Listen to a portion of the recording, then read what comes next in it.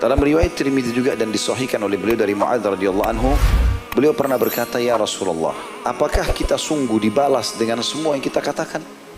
Semua yang kita ucapkan ini, kalau tidak baik berarti akan dihukum oleh Allah?" Kata Nabi SAW, "Thaqulatka ummaka ya Mu'adz, wa hal yakubbun nasa fin nari ala wujuhihim aw ala manakhirihim illa hasaida alsinatihim." Ibumu kehilangan kau, hai Mu'adz. Maksudnya kalau kau tidak faham ini, seakan-akan kau kehilangan, ibumu kehilangan kamu. Kamu harus faham maksudnya ini. Ini biasa orang Arab membahasakan itu ya. Tidakkah yang membanting manusia atau menjerumuskan manusia di neraka pada wajah-wajah mereka atau pada lubang-lubang hidung mereka tidak lain tuaian hasil-hasil lidah mereka? Dan ini hadis yang hasan atau sahih diriwayatkan oleh Tirmidzi nomor 2616. Dan dalil ini juga menguatkan tentang masalah bahayanya lisan. Karena kapan disalahgunakan, dia pasti akan menyebabkan kita masuk ke dalam api neraka. Ya. Karena kata-kata itu sebagaimana dikatakan oleh para ahli hikmah atau orang-orang yang bijak, kata-kata itu kalau belum diucapkan masih milik kita. Kontrol, jangan dilepaskan. Kita bisa telan, tak diucapkan, selesai. Kita mau jengkel mau enggak, lisan itu dijaga dulu. Kapan sudah diucapkan, baik atau buruknya akan tersebar, bukan milik kita lagi. Sulit untuk kita perbaiki. Pepatah bahasa Arab lain mengatakan atau dikatakan pada pepatah bahasa Arab, kalau kau titipkan emas pada orang pastikan tidak akan bertambah tapi bisa berkurang. Tapi kalau kau titipkan kata-kata pastikan dia akan bertambah. Sulit untuk kita kontrol. Dan misalnya kita cuma menyampaikan, tuh si fulan buruk tuh misal. Padahal itu salah. Lalu tersebarlah berita, dikembangkan oleh orang-orang buruk dan pendusta. Yang orang ketiga buruk, pendusta dan juga penipu. Makin banyak. Tapi bibitnya dari kita. Masanya dari kita, maka semua yang tersebar kita panen dosanya. Dan ini berbahaya sekali, gitu kan? Itu juga dikuatkan dengan hadis Nabi SAW yang beliau mengatakan, siapa di antara kalian yang lihat mimpi hari ini? Biasa Nabi setiap subuh bertanya begitu. Kalau ada sahabat yang cerita, lalu Nabi SAW takwilkan. Sampai suatu hari beliau mengatakan, siapa yang lihat mimpi tadi malam? Maka bukan hari ini ya, tapi malam, tadi malam, karena ini subuh. Maka kata para sahabat, tidak ada ya Rasulullah. Hari ini tadi malam tidak ada yang mimpi. Kata Nabi SAW, tapi aku bermimpi. Aku dibawa keliling oleh dua orang, ya, menemui ada beberapa jenis orang tentunya. Ada di antaranya adalah orang-orang yang aku diperlihatkan yang sedang tidur. Dia sedang duduk dan ada orang di sebelahnya berdiri. Lalu kemudian orang yang berdiri itu memegang sebuah besi tajam seperti penusuk daging yang menusuk rahang.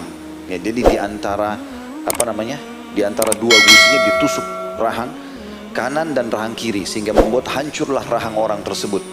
Ya, dan dia kesakitan itu orang itu. Kemudian ya, diutuhkan kembali atau terutuhkan kembali lalu ditusuk lagi. Begitu terus. Lalu aku bertanya kepada dua orang yang sedang mendampingiku. Ini dalam mimpi Nabi SAW dan mimpi Nabi pasti wahyu. Semua nabi-nabi kalau mimpi pasti wahyu. Ya.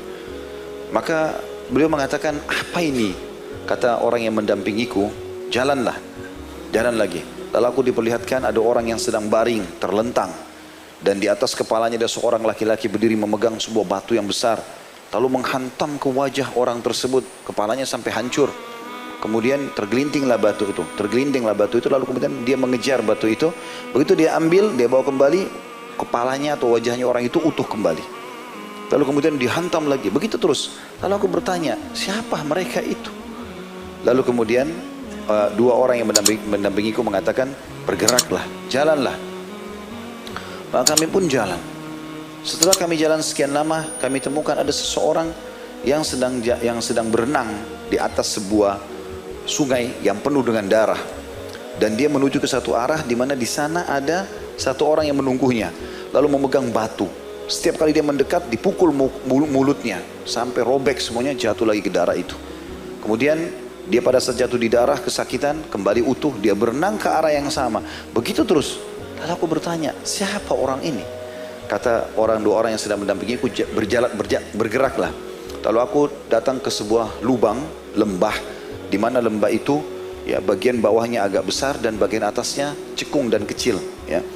Dan di tengah-tengahnya ada api, lubang api yang mengeluarkan api yang besar, dan di dalamnya ada laki-laki dan perempuan telanjang. Lalu kemudian mereka berusaha lari keluar, dikejar oleh api dari lubang yang bawah. sampai mereka hangus terbakar. Setelah itu api itu masuk ke dalam, lalu mereka gelinding jatuh, diutuhkan lagi kembali, lalu dikejar lagi dengan api, hangus lagi, begitu terus sampai hari kiamat. Begitu terus terjadi. Aku bertanya, siapa orang-orang ini? Kata mereka, jalanlah terus, jalan terus. Maka aku pun berjalan. Lalu kemudian aku melihat ada satu orang, ada anak-anak. Aku masuk dalam dekat sebuah pohon. Aku datang ke dekat sebuah pohon dan di sana ada anak-anak kecil yang banyak.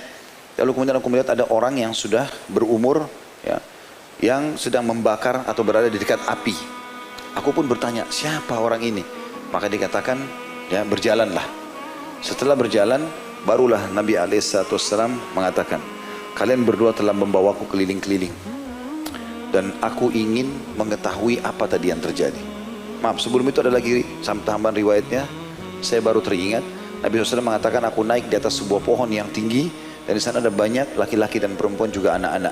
Lalu aku bertanya, siapa ya, tempat siapa ini? Sangat indah, aku belum pernah lihat rumah sebagus itu. Maka kemudian aku pun dikatakan bergeraklah. Lalu aku naik lagi ke atas yang lebih tinggi dan lebih bagus dari sebelumnya. Aku bertanya, siapa punya tempat ini? Lalu kemudian barulah kedua malaikat itu mengatakan, jalanlah terus.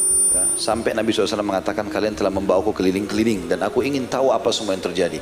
Mulailah kedua orang yang mendampingi Nabi SAW dalam mimpi itu menjelaskan, kalau orang yang pertama yang kau temukan dan kau lihat tadi, ya, yang dia ditusuk rahangnya sehingga tembus sampai ke tengkuknya, leher bagian belakang, itu adalah orang yang berbohong sampai bohongnya itu menyebar ke mana-mana. Makna bohong di sini adalah penggunaan lisan. Karena dia kalau kapan dia sebarkan isu yang tidak benar, tanpa dia bertabayun, memastikan, lalu kemudian dia sebarluaskan dan ternyata sudah menyebar, untuk menariknya kembali sudah susah. Dan akhirnya menyebarlah, kata Nabi SAW, sampai dikatakan oleh kedua orang yang mendampingiku, sampai memenuhi langit. Dia nyebar kemana-mana, dan ini di zaman kita sangat mudah sekali. Karena sedikit dileparkan gosip yang tidak benar di WA saja, atau di medsos sudah bisa tersebar kemana-mana. Bahkan bisa menyebar ke luar negeri, lintas luar negeri yang zaman dulu mungkin tidak seperti itu. Maka ini berbahaya sekali. Kalau orang yang kamu lihat berbaring, terlentang, lalu dihantam wajah dan kepalanya sehingga hancur dengan batu, adalah orang yang Allah karunia Quran, lalu dia tidur, dia tidak menggunakannya dalam sholat malam atau di malam hari. Ya, kalau Allah karunia kita beberapa ayat Al-Quran atau hafal 30 juz Al-Quran, lalu kita tinggalkan, membiarkannya tidak digunakan dalam sholat-sholat, maka ini termasuk dosa. Karena Allah SWT mudahkan dia untuk menghafalnya. Kalau orang yang kamu lihat berenang di sungai darah, kemudian dia berusaha datang ke pinggir lalu dihantam mulutnya dengan batu, adalah orang yang suka menggunjing dan memfitnah orang, maksudnya menceritakan aib-aib orang. Ini juga berhubungan dengan masalah lisan. Jadi terus disiksa begitu. Kemudian kalau orang yang ada, atau laki-laki dan perempuan yang ada di sebuah lembah yang di bawahnya ada lubang, lalu ada api yang menyerang mereka, adalah para pezina. Ya, kan? Mohon maaf, yang tadi yang orang dipukul mulutnya itu bukan orang ghibah, orang pemakan riba. Pemakan riba, dihantam mulutnya dengan batu. Kemudian setelah itu orang tua yang kamu lihat di dekat anak-anak kecil itu adalah Ibrahim alaihissalam, ya, kakekmu, kakek Nabi SAW. Kemudian setelah itu rumah yang pertama kamu masuk adalah rumah dan istana kaum muslimin di surga. Sementara yang lebih bagus lagi di atas itu adalah, ya, rumah para syuhada.